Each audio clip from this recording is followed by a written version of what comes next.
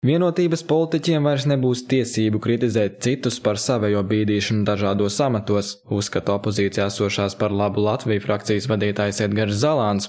Visas tās aktivitātes, ko šobrīd akceptē Vienotība, kas principā atbalsta šos darījumus, kaut vai Gravas kungs, rietumu latvietis, kurš vienmēr ir teicis ļoti skaļs protests pret to, šobrīd pats ir Latelekom padomē, kopā ar Mārtiņu Rozi. Jo ir viens, jo ir arī otrs.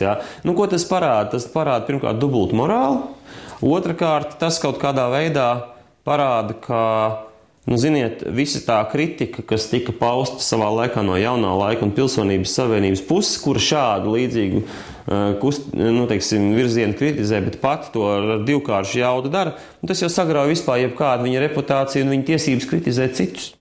Savukārt no solījuma izpildes viedokļa tas izskatoties, maigi sakot, nožēlojami, norāda Zalāns.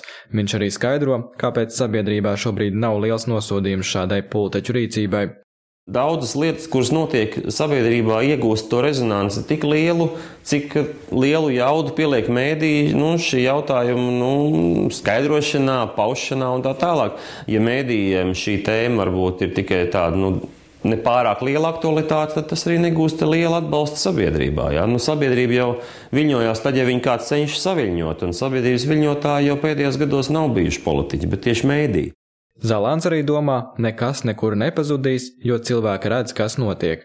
Acīgākie sabiedrības cilvēki to ir pamanījuši, un tas ir redzams, un tas, protams, diskreditē šīs valdības darbu kopumā, tur nevar to noliegt.